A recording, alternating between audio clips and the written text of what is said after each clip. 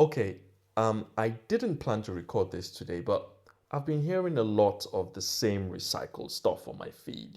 Debt is evil, cut the cards, cash or nothing. And look, I get why that sounds clean. It's a simple idea, it's safe, but it's also wrong because debt isn't a moral category, it's a tool. The question isn't, is debt good or bad?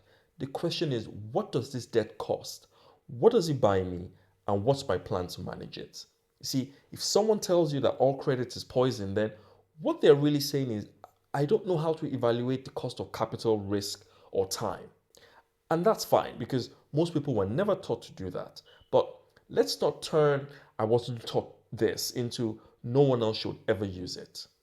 Here's what's been bugging me for years because the blanket rules that punish people who could be using low cost credit to protect their cash, to help build a buffer, or even earn a spread, they erase context because income matters, interest rate matters, time horizon matters, your behavior matters. Saying debt is evil is like saying fire is evil. In the wrong hands, yes, it is, but in the right system, it hits your house. So let's talk about what other people won't tell you about debt. But wait, just wait a minute, because before I go further, let's be clear about two things, because nuance matters. First, if you've been crushed by high interest debt, payday loans, 30% store cards with their snowballing balances, I hear you. When the price of money is that high, it's a treadmill set to sprint, basically. One slip and you're off the belt. If you get burned, it makes total sense to be cautious. And that's not a character flaw, that's a survival response. Second, if your income is strong enough that, you can cash flow your whole life, your house, your car, your holidays without touching credits and without sacrificing quality of life, well, amazing, good for you. You're playing a whole different game and you don't need this. Well, I mean, you definitely could, use it to boost your finances. And later on in this video, I'll talk about how the really rich people, the 1%, they use debt to their own advantage. But yeah, you don't need it. My issue isn't with these choices. My issue is with when people turn personal experience into universal law and they teach so many people that all debt is inherently bad for everyone all the time. Two truths can live together. High cost debt can absolutely wreck you, but well priced and well managed credit can also protect you. It can smooth out volatility, and when it's used intentionally, it can help move you forward faster. Now, if we hold that nuance, the rest of this will click. So, from here on, I'm going to separate the traps from the tools and show you exactly when credit helps, when it hurts, and how to tell the difference in the real world. So, the question is, where does this deep, almost instinctual fear of death actually come from?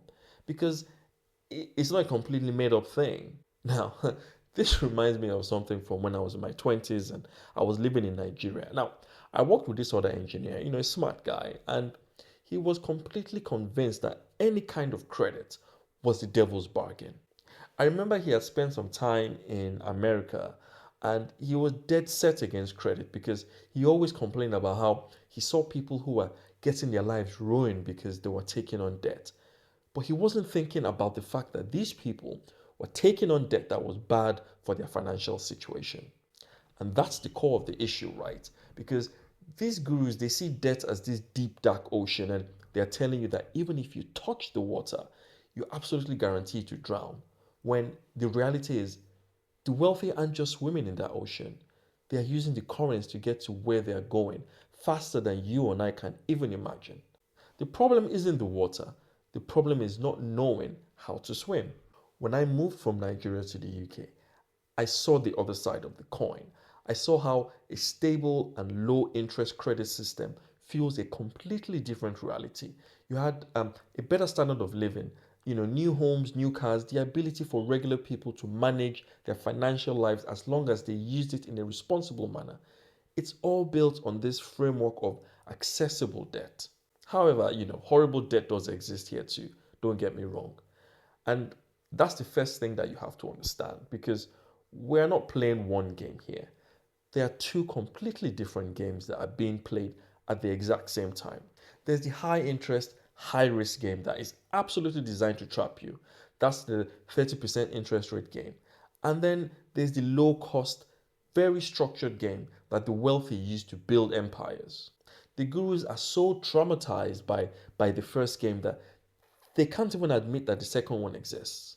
Okay, so if there are two different games, then how do you make sure you're playing the right one? Well, let me tell you a quick story. Sometime in 2013 or 2014, I can't remember the exact year, I saw a great deal for a Google Nexus P online, I remember, and I paid for it. Weeks go by and, well, I never received it. So I made plenty of phone calls, I sent emails, and I kept getting stories. I eventually asked them for a refund, but you guessed it, I got more stories. And about 6 weeks later, I received a letter from this company, right? They're under administration. Basically, they had gone bust. Now, all the people who followed the cash is king rule, the ones who paid via their debit cards, well, their money was probably gone forever. As for me, I remembered I used my credit card. So I made one phone call to my credit card company, and I remember they told me to basically leave it to them. And because of something called Section 75 protection, I got every single penny back into my account. No questions, no hassle. If I had used my own cash, I would have potentially lost hundreds, or at least gone through months and months of hassle trying to, reclaim my money back from that company. In that moment, my credit card wasn't just debt, it was free insurance. But that's just defense.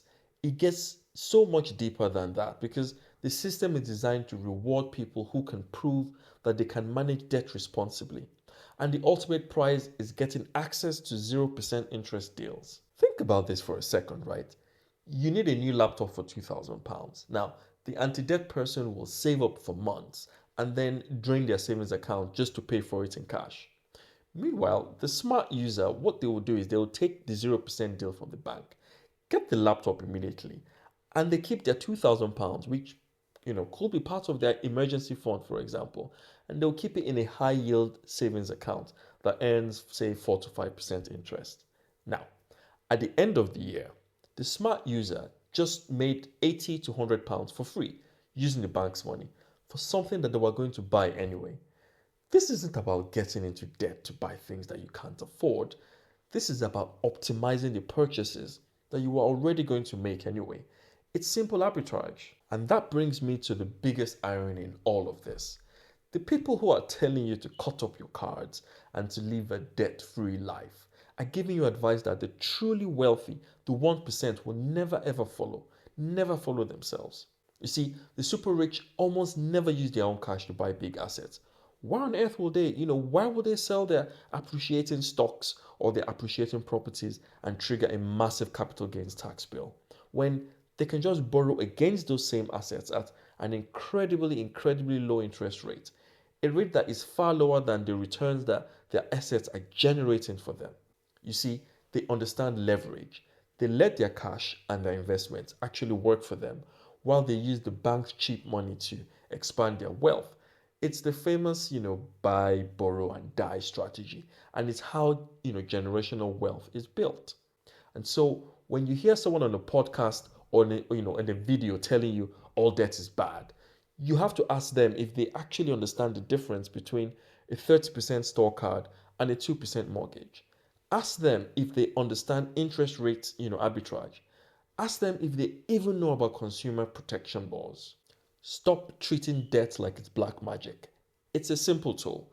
And yes, it's also a powerful tool, like a chainsaw, for example. And if you don't know how to use it, you should absolutely stay away from it. But don't you dare tell the person who knows how to build a house with their tool that they're a fool for picking it up. Bye.